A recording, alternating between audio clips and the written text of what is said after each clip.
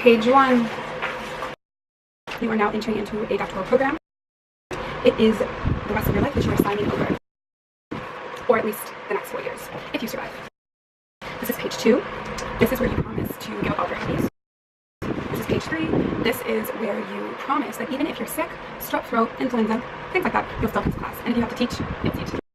Page 4 is where you will lose all sleep, trying to decide if you will fail or pass your master's thesis. Page 5, 6, 7, 8. Well, the rest of it's just normal. Sign it. Welcome to PhD.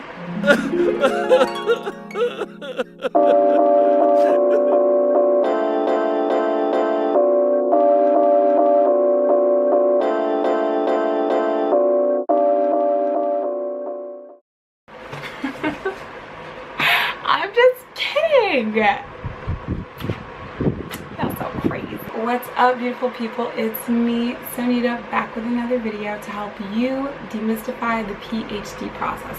So school is just getting started. To all of my incoming doctoral students, especially my sociology scholars, what up? It's a really crazy time right now. It's an exciting time. You're fresh, you're new, you have no idea what's going on. Wow. I'm going to give you some tips for what you can do to help make your first year of the PhD program a little bit less challenging. It will still be challenging. You're still going to work maybe harder than you've ever worked in your life. You're probably going to read maybe more than you've ever read in your life. You're probably going to write more than you've ever written in your life and have to talk about your ideas, do all these things that are going to challenge you and push you, but you will survive. All you need is a couple of things. So I'm just going to tell you what I think are 6 tips that will help you get to the finish line and successfully complete the first year of your PhD program. So stay tuned. So the first tip that I have is get ready to grind. I know that it's almost the end of September and you're already grinding, but keep going. Understand that this is your new way of life. Maybe you were in a master's program, maybe you came straight from undergrad, maybe you were out in the working world, but the PhD program is a training program, and that means it's your job. So you gotta get ready to grind. And I talked about this in my video with Amber, things we wish we knew before we started grad school, but the more that you know, the more comfortable you'll feel. The more comfortable you'll feel writing, the more comfortable you'll feel speaking up in class, the more comfortable you'll feel challenging ideas, challenging your colleagues, respectfully of course, unless they say some crazy stuff. But make sure that you're preparing yourself by doing the readings, not procrastinating. You know, my first year, I was doing the undergrad style of preparation, which is that I would go to class and then kind of lollygag and chill out, kick back in the afternoon, and then start doing my work at 6, 7 o'clock at night. And I'd be up until 11 o'clock midnight, and it just wasn't sustainable for me. Now, everybody is different. Maybe you can sustain working 6, 7, 8, 9, 10, 11 o'clock at night. I don't know your situation. Maybe you have to. Maybe you work. Maybe you have kids. However, if it is possible, if it is at all possible, find ways to ease this new way of life and this new schedule into your life such that you're not staying up all night and not sleeping. And so I recommend a good morning routine. So I do have a morning routine vlog. This was my morning routine for almost all of last school year. I am no longer living in Philly, so I am in Paris right now doing my dissertation research. So my morning routine has changed. However, everything that I put in that video, I strongly believe in. Waking up early, meditating, drinking something hot, setting your intentions for the day, being grateful, feeling abundant, having confidence in yourself. The goal for me with my morning routine is to stop rushing out the door because you are behind. The goal is to plan things out so that you can be calm and relaxed and feel grounded and knowing that you have enough time to complete the tasks you need to complete. So create a morning routine. That is something that will help you immensely, and not just in terms of your mental mental and spiritual self and physical self, but also monetarily. You know, if you know that you don't want to spend money every day eating out or buying coffee or lattes, which you might become addicted to, buy a coffee maker. Set your alarm clock so that you know you need X amount of minutes to make your latte on your stove, or your green smoothie, or your juice, or whatever it is that you need for yourself.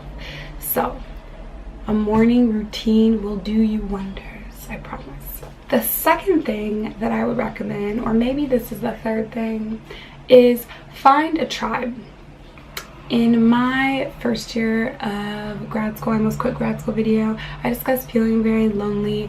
I did not seek out or really dedicate myself to finding a community of people that I felt that I could relate to. This doesn't have to relate to grad school. I mean, if there is a study group, that's amazing, and I would recommend joining it. If there's an affinity group on campus that you share interests with, I highly recommend it. If there's local community organizations that you're interested in getting involved with, definitely do it. You know, I didn't get into any of that stuff until the end of my second year, and so some of the things that I did involved joining on-campus organizations, joining off-campus organizations as a volunteer, and then also just doing stuff outside of school for fun. So for instance, every month my friend Amber and I would go to Philly Pigeon Poetry. So if you are in Philly, you should go to Philly Pigeon spoken word. It's amazing, and we would go every single month.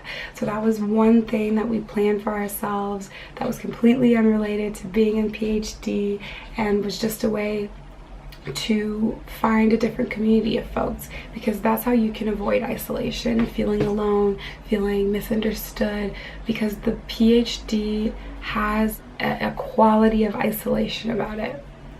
And you can avoid this and feel more connected with your program, with your school, with your community, with your neighborhood, by reaching out and looking for different spaces where you can fit in and move in a different way that makes you feel good about just being a human being present in the world, and not just a PhD student, because it's not who you are, it's what you do. Okay?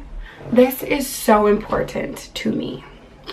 Be kind and be respectful and be generous and be appreciative to the administrative people who help you do so many things. So if you're very lucky, like I am, you'll have an office of people who are dedicated to helping make sure that the students in your program, you know, are scheduling their classes, or they're getting anything extra that they might need. There are so many things that the folks who work in administration can do for you. It truly can be the difference between you paying $10 for a transcript, or someone who works there and cares about you printing it off for free. You know, be kind, be respectful, say hello.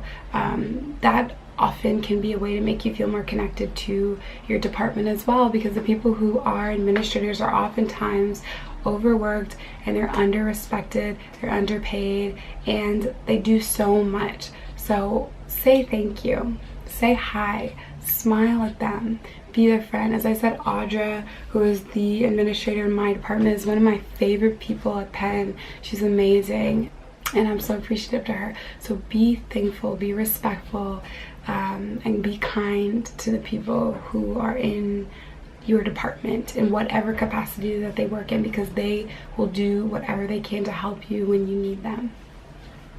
Write down your goals.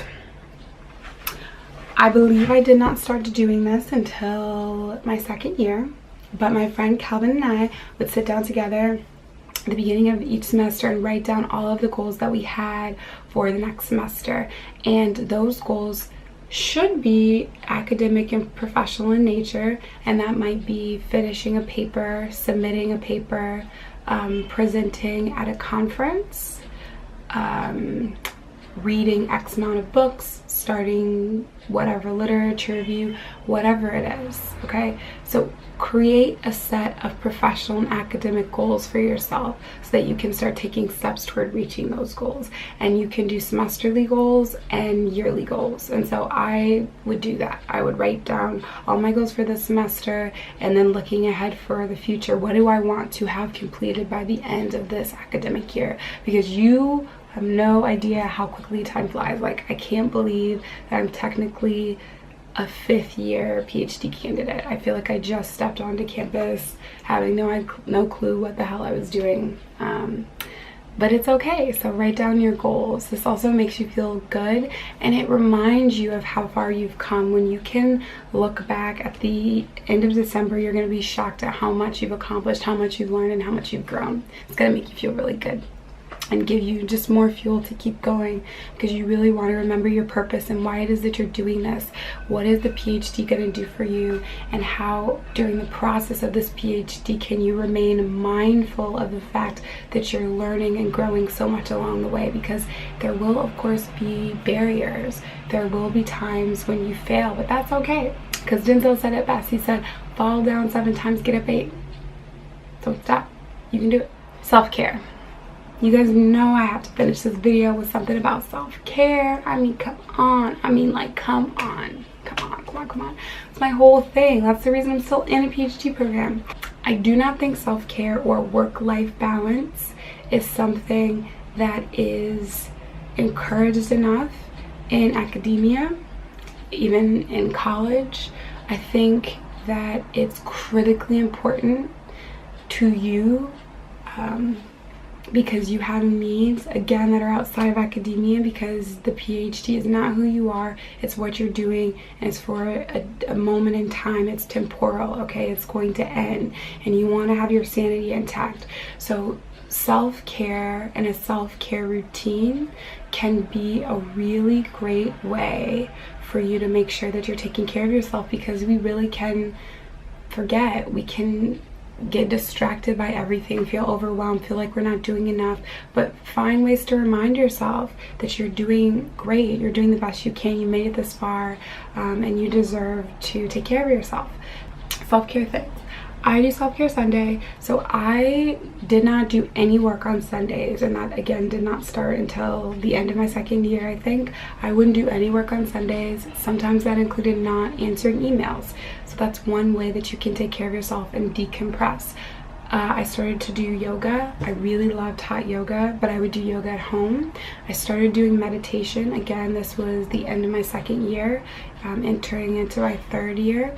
I tried to make sure that I was drinking enough water, because, you know, I was trying to live on caffeine, but then, you know, you start aging. You start aging during this whole PhD thing, so water helps with that. It helps with hydration. Volunteering and getting away from academia was a form of self-care for me.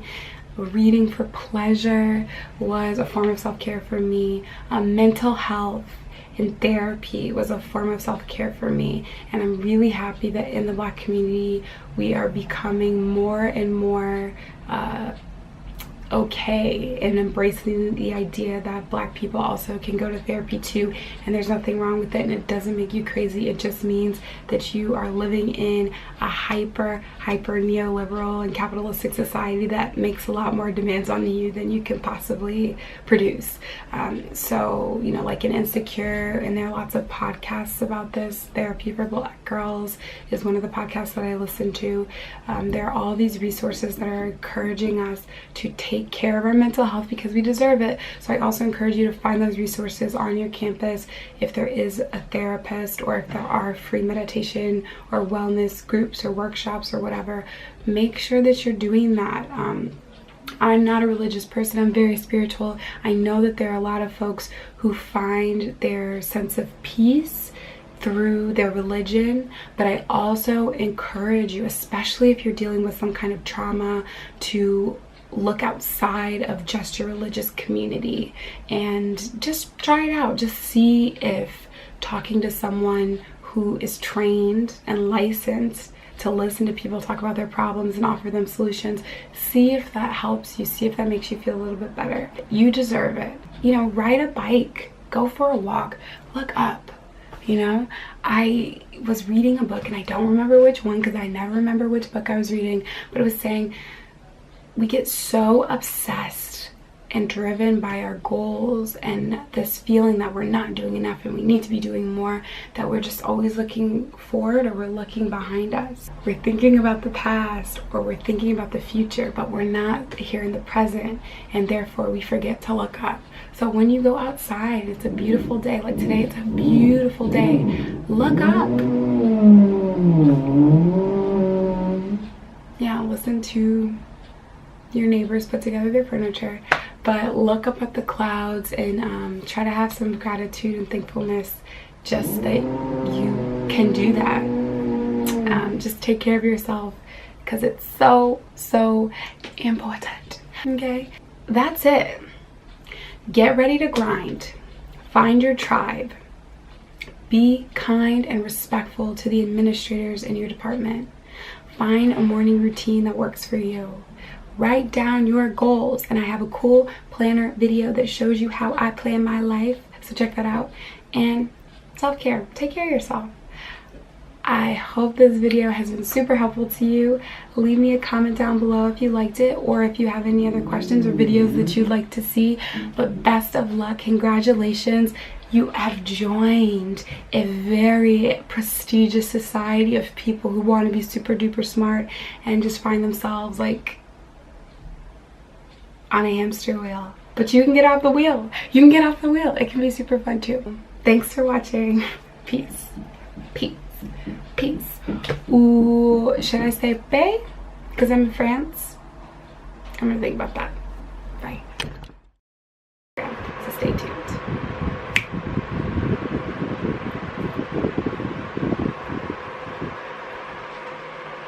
Should I turn off the fan? I don't want to because it's hot, so I don't know. Can you guys hear me?